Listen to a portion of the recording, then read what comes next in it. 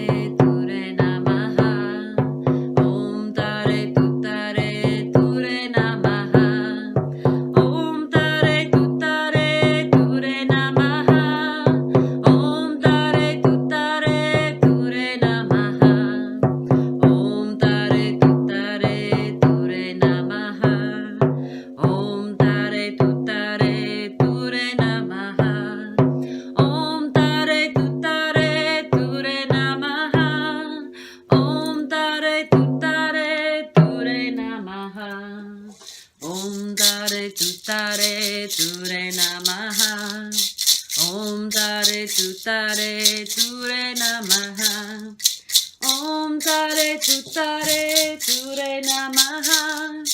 Om Tare Tutare Ture Namaha.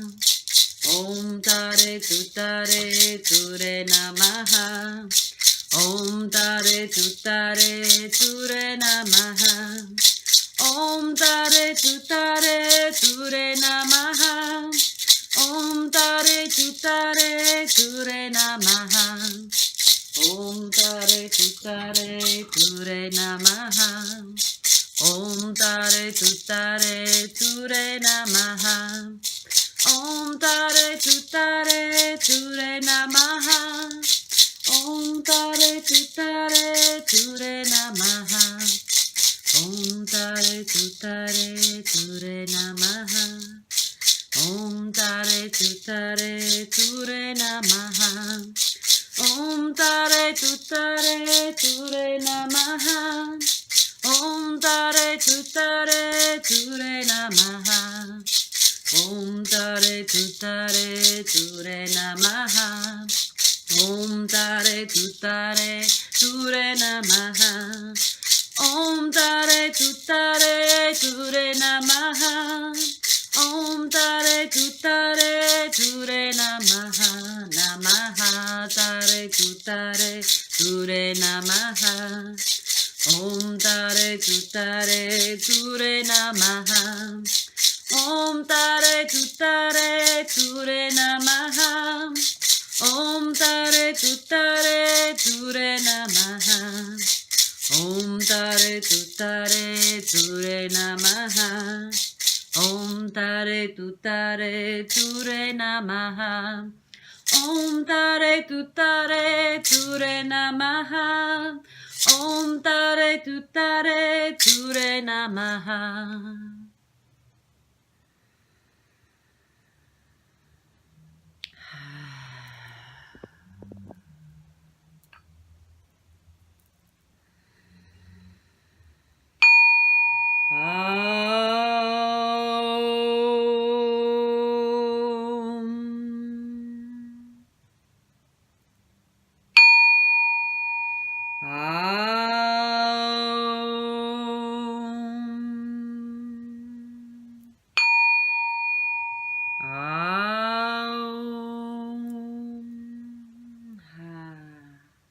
Coming back.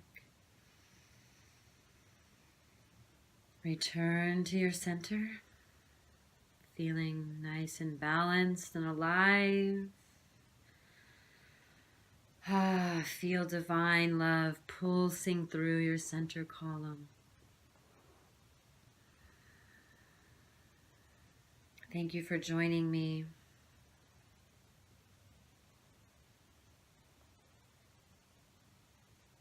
We bow in reverence to the pure inner light of awareness which unites us as one.